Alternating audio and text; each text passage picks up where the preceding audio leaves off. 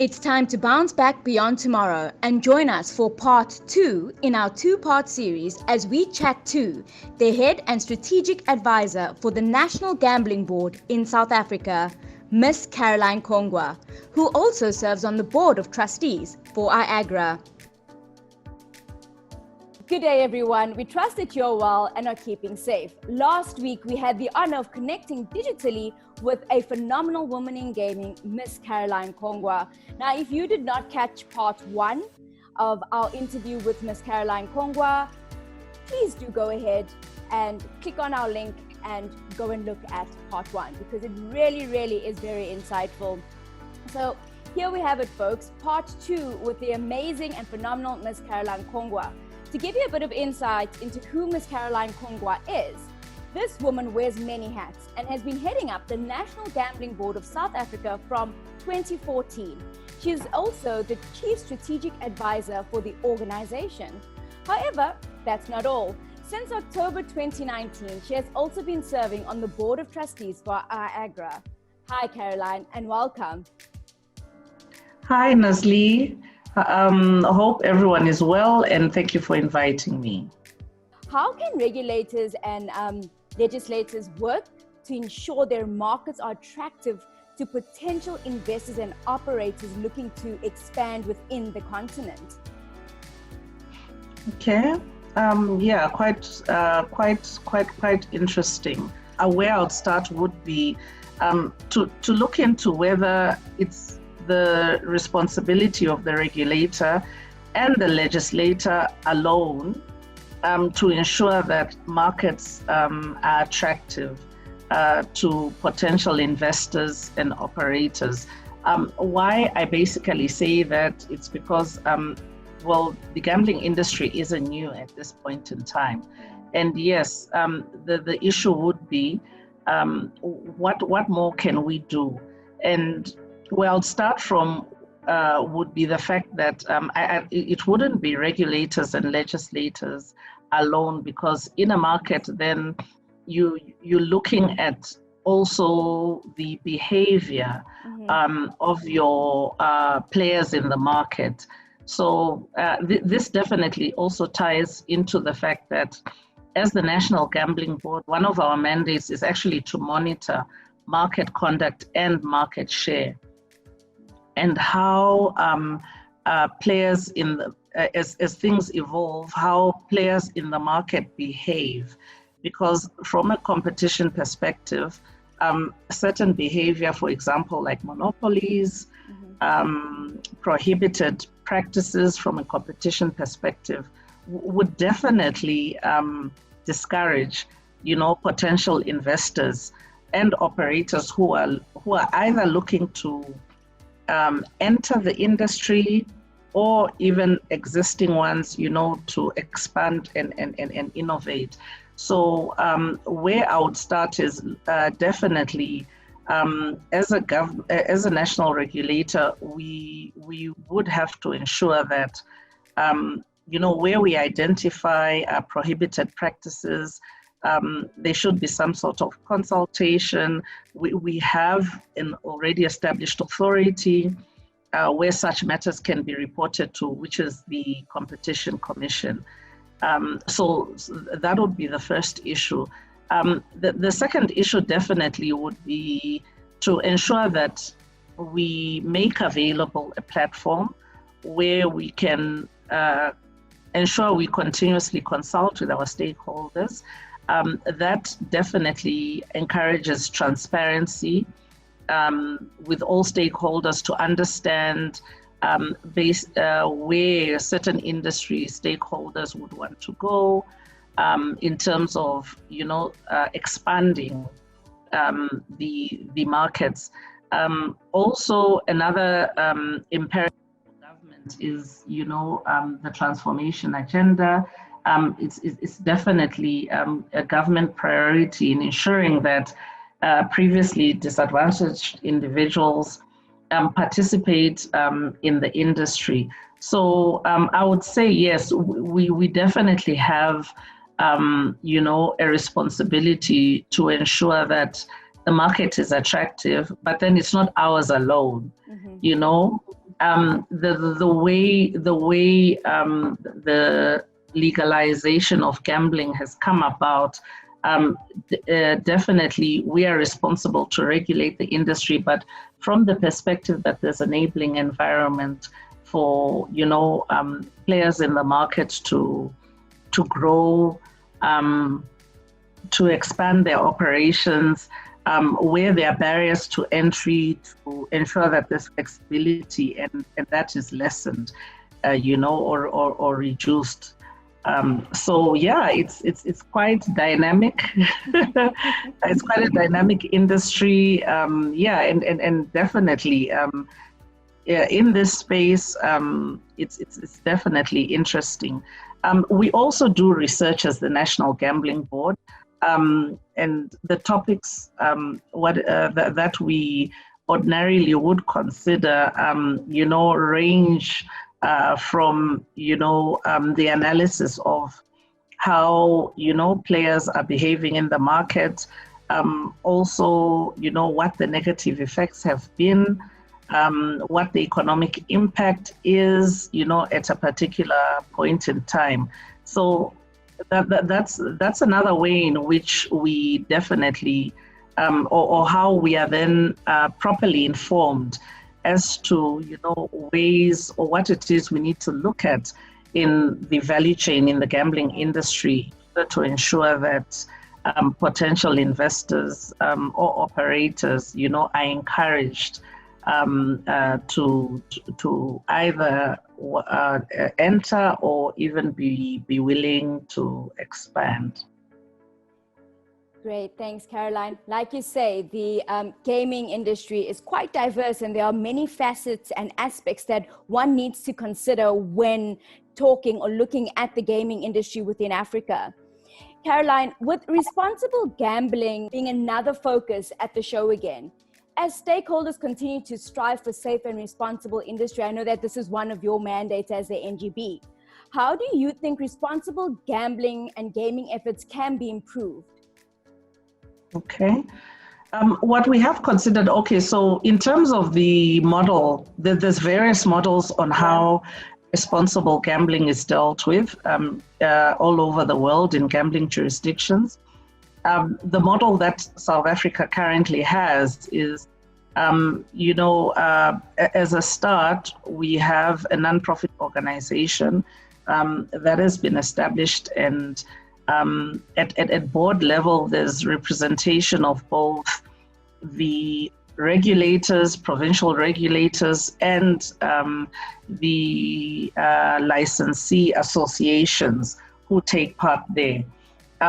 The licensees give a contribution to that organization, and it's an independent body that then implements programs.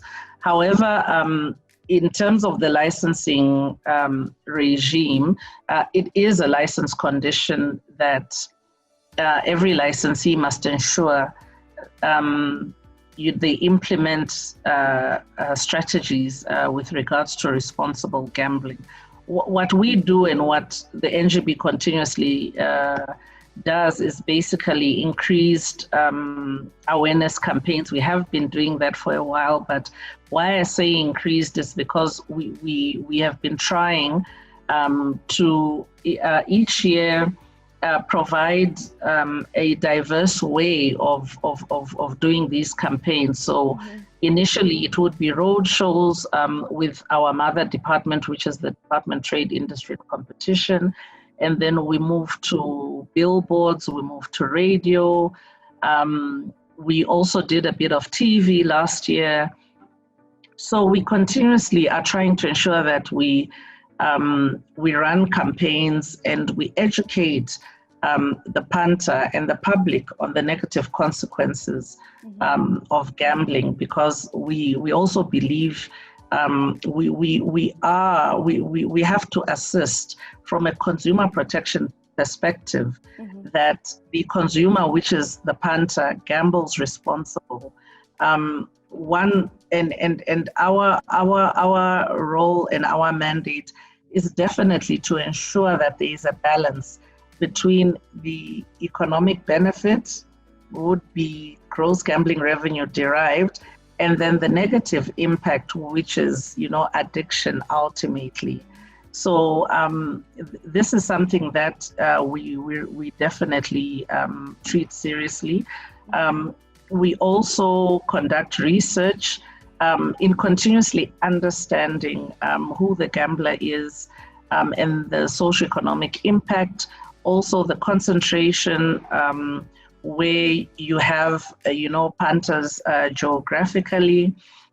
We also try and ensure that through the research that we do, we understand how the adoption of technology, even social media, is impacting on how, or rather on the issue of responsible gambling.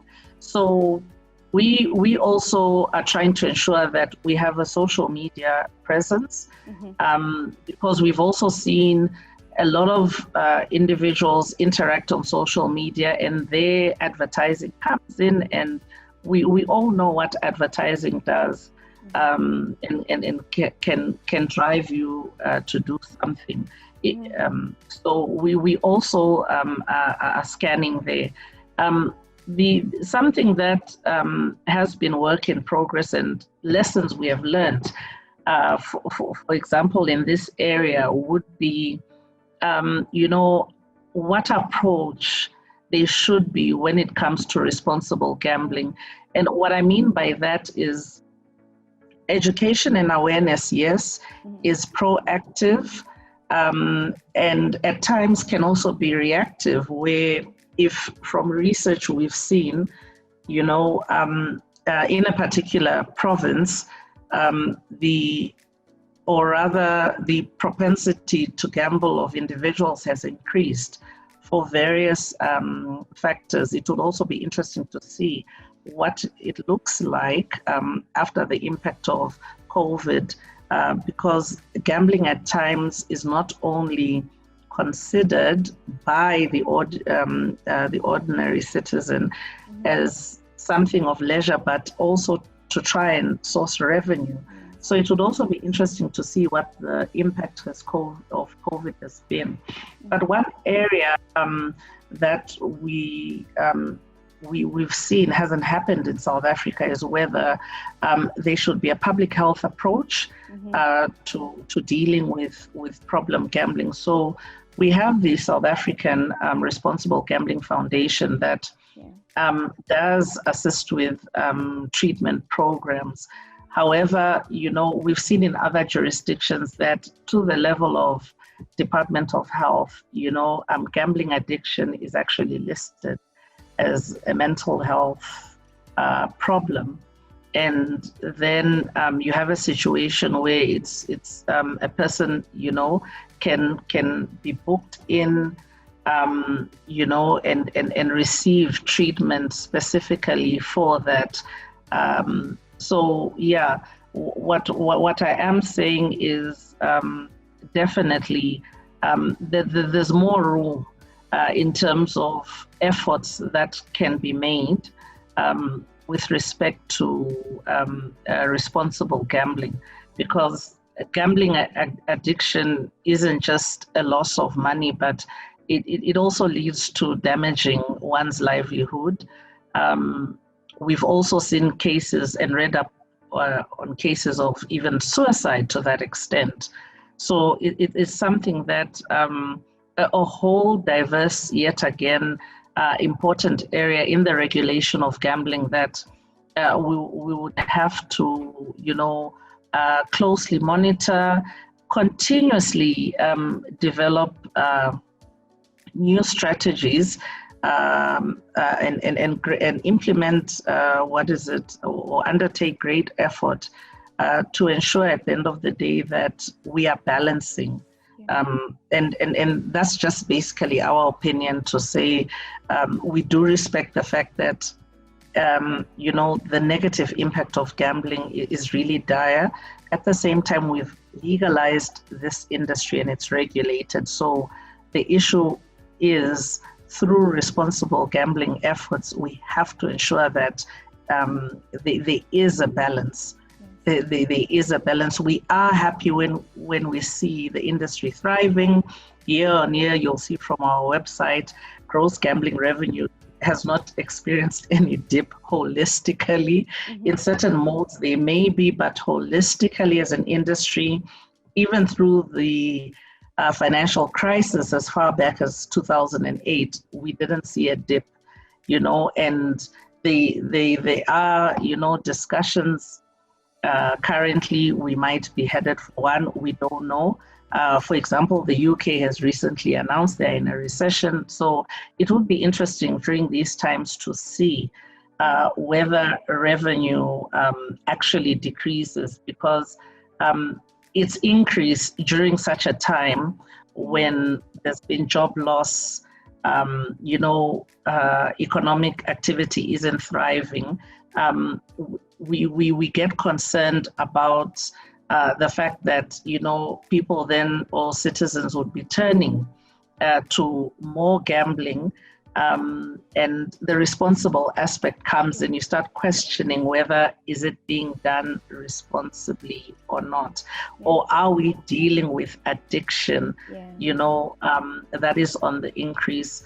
And another aspect of responsible gambling would be also its connection to an individual sourcing credit. Yes. So there's definitely areas and efforts we can make. For example, we have considered partnering with our sister entity, that is the National Credit Regulator, because they also do research in considering, or rather research on, basically how the debt exposure of citizens, and it will definitely be interesting to see whether there's any correlation or link between, at a certain point in time, if we're to go into, or the economy is to worsen, whether then is there a link between individuals sourcing, debt and, the correlation with gambling, or basically turnover, the amount of money that is being put into gamble, the increase thereof. Because the assumption would be that during such a time, gambling revenue would decrease. So if it increases, it's very interesting to see, what correlations they are out there. How we can link that, because we also have, for example, a statistics essay where we do monitor, household. You can actually get information on household debt, and also, the number of economic active individuals. Wow. Caroline, you mentioned earlier about finding that balance. So before we end off, I'd like to ask you a question. How do you manage to find that work-life balance? I think the first thing would be planning.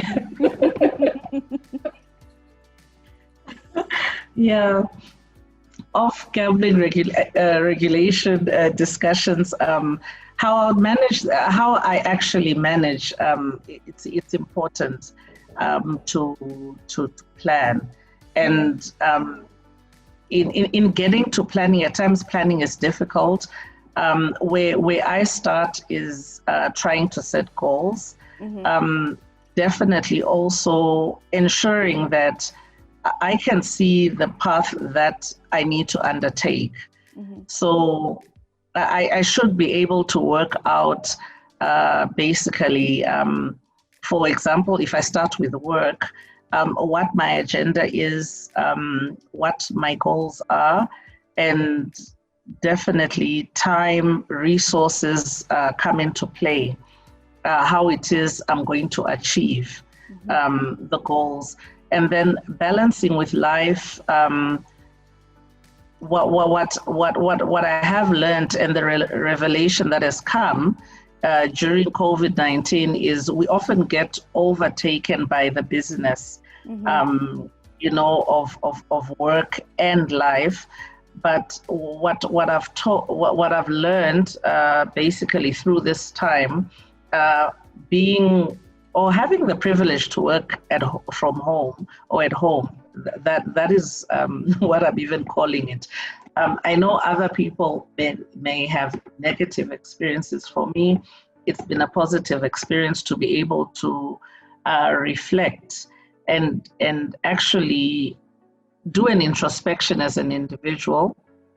It's also Women's Month. Mm-hmm. So definitely, to do an introspection as a woman, to say, how do I balance 3 areas of my life: spiritual, work, and basically health. Yeah. I think with those, with getting a balance, with those 3, being a working mom, definitely I should be living a better life.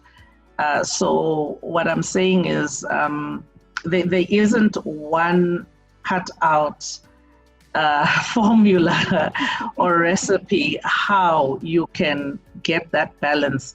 But I think it's about ensuring that, you allocate sufficient time to those 3 areas: your spiritual, your work, and health. Definitely, I've seen the benefit of that. Being able to work at home, I've actually have found time to exercise, and it's time I wouldn't have. So basically, how I worked it out, the time I'd spend on the highway driving to work is the time I'm spending, to exercise. And more a revelation to say, actually, when we are able to safely, go back to work and work from the office, then I need to maintain the balance and fit in all those areas.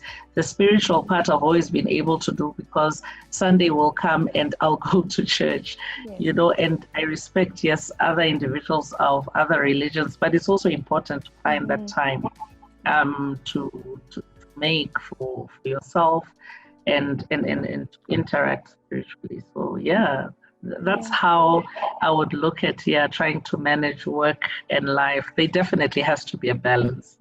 I've been searching for the blueprint to work-life balance for much of my adulthood, and I haven't quite found one yet, but definitely spiritual. I agree with you, heart set, mindset, spiritual set. It all plays a part, and definitely introspecting, more so being a woman. We not only work, but we wear many hats. Caroline, thank you so much for your time today. It was great hearing your insight into the gaming industry in South Africa, as well as your thoughts on COVID-19 and the impact it has had on the gaming industry in South Africa. So we would like to say thank you, stay safe, stay blessed, and stay beautiful. Thank you, Nestle. Thanks. Keep well. Stay tuned to our Women in Gaming campaign as we highlight more phenomenal women in the industry. Bounce back beyond tomorrow. Ice Africa Digital, from the 27th to the 29th of October 2020. We'll catch you online.